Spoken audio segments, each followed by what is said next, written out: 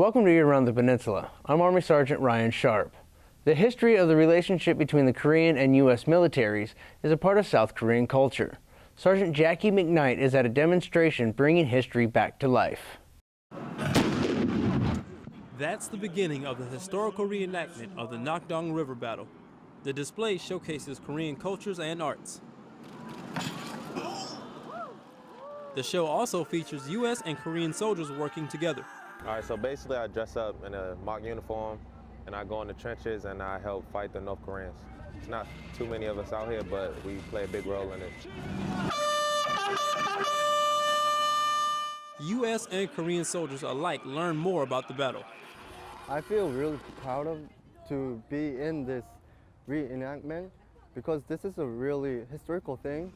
66 years ago, we really did the war, and to be in that reenactment, it's a really proud thing to me. So. All the soldiers spend days practicing their roles in the high-paced, intense show. One of the take-homes for the day is a sense of accomplishment. Some of the Korean soldiers have actually talked to me and said it feels great that they're working as a whole together. It kind of brings a sense of camaraderie back to them. Soldiers are getting a great feel out of it, and most of them feel honored. Army Sergeant Jackie McKnight, Waegwon, Korea. This year is the 64th anniversary of the battle on the Nakdong River. Camp Market doesn't come to mind when you think of major installations in South Korea. Army Sergeant Ricky Perez comes to us from an AFIS facility that provides a crucial service to U.S. military bases peninsula-wide. Providing freshly baked goods for all U.S. military installations on Korea rests on the shoulders of employees at one bakery.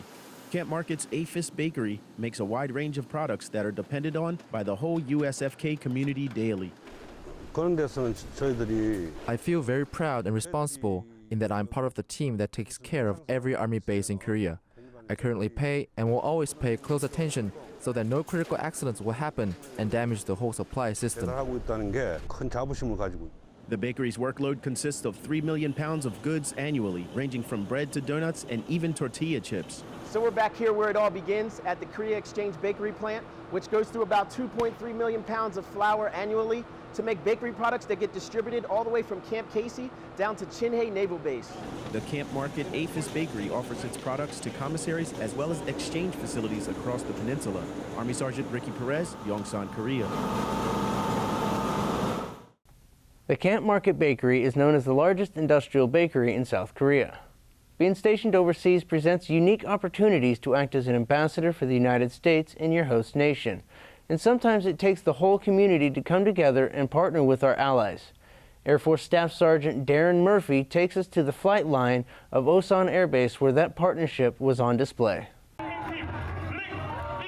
A big part of the mission of the 51st Fighter Wing is to work with allies to guard the freedom of the Republic of Korea.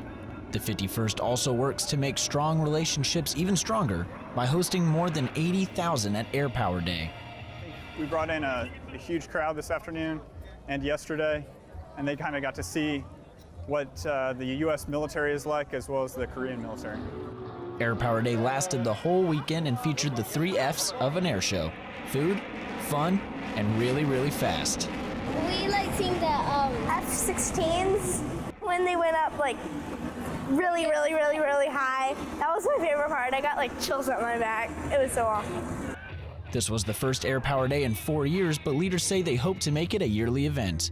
Air Force Staff Sergeant Darren Murphy, Osan Air Base, Korea. Air Power Day 2016 offered over 20 static aircraft displays from the United States Air Force. Imagine a disaster strikes and you don't have enough food or cooking materials around but still need to feed your family. How would you prepare the meal? The American Red Cross opens the Emergency Kit Cook-Off show to show you how to prepare a meal in an emergency situation. What would you do if you were in an emergency situation and needed to cook for your family with limited items? The American Red Cross opens a cooking competition that gives tips on how to prepare an emergency kit meal at the Army Community Services Yongsan. You have to be creative. You have only one gas burner, you have limited water, and no electricity, and you have to come out with an appetizer, an entree, and a dessert. Different teams show their cooking skills and make creative meals out of limited ingredients to impress judges. This is not just about the competition, but also about enjoying cooking with family and friends. I'm enjoying it greatly. I think it's a great opportunity to come out and support the American Red Cross and any functions that they provide. They're trying to teach awareness on how to be better prepared in an emergency situation. Army Sergeant Ricky Perez, Yongsan, Korea. The American Red Cross Emergency Kit Cook-Off is a cooking competition with limited items. The Osan Pharmacy offers base personnel the opportunity to drop off uncontrolled medications during office hours, but twice a year volunteers from the medical group set up a drug take-back day. Senior Airman Emily Kuntz tells us why this day is so important for the Osan community. That is the sound of drug abuse prevention. Prescription drug abuse is a big topic, especially in the States. And this is one way that we can help with that, is to take away those opportunities to prevent drug misuse in like around Osan. Drug Take Back Day gives individuals a way to safely dispose of all of their medicines, whether prescription, over-the-counter, pill form, liquids, and even injectables. It's just our opportunity to give back to the community as well, to make sure that everyone's using their drugs correctly. And if they need an opportunity to get rid of some, this is the perfect time to come get to know us. Senior Airman Emily Kuntz, Osan Air Base, Korea. If your furry companions have some of their own medications, you can work through the base veterinary clinic to safely handle the disposal of their uncontrolled substances. Area 1 soldiers came out to show their support for Camp Red Cloud's Boss Suicide Awareness Month event. Army Staff Sergeant Crystal Crawford takes us there. Soldiers in Area 1 participate in a Suicide Awareness Month challenge hosted by the Camp Red Cloud Boss Team. The CRC Boss President, Sergeant Christian Molina, tells us why the team came up with this event. Second to None Challenge was to bring suicide awareness to all of Area 1 for now, and then eventually Peninsula-wide. For participants, the event meant more than just another fitness challenge. I was told about the Second to None Challenge, and I'm a gym rat. So at first I didn't know much about it. I just knew I wanted to go do a workout and participate. But afterwards, it was a very good lesson learned. Sergeant Angelique Cortez placed second in the event. I thought it went pretty well. I wish more people would have came out and do it, but it was good. Thanks to the Camp Red Cloud Boss Team, Area 1 soldiers showed that they're never above, never below, and always beside battle buddies in need. Army Staff Sergeant Crystal Crawford, Camp Red Cloud, Korea. The challenge involved 22 reps of pull-ups, bench presses, deadlifts, and hang cleans.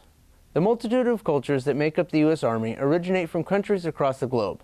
Army Sergeant Mark Breha goes to Camp Carroll, where community members celebrate the Hispanic culture in the military. Latin music fills the air in Camp Carroll's Community Activity Center. Soldiers, civilians, and Area 4 community members fill the seats for the Area 4 Hispanic Heritage Month observance. We wanted to make sure that we recognize their contributions to our community, to our nation, and to our Army. And the way we did that was by integrating FRG and other members of all the Area 4 community and bring them in to include them in this celebration. The observance includes a short video, a live musical performance, and a variety of food from some of the countries that make up the Hispanic culture. The FRG leaders, the spouses, they all pulled through, and everything came out great. The food came out great, and they came out of pocket, donated all this yummy food for everybody to try, and I think that was the biggest hit of all. Music and food are part of the culture. That's just what you want to bring in when there's Hispanic. You want to bring in that festive atmosphere. Reporting from Camp Carroll, Korea, I am Army Sergeant Mark Breha. Hispanic Heritage Month started on September 15th and runs to the 15th of October. That was your Around the Peninsula for this week. To see these stories and others, go to the AFN Pacific website or view them through the AFN Pacific app. From all of us at AFN, enjoy your evening.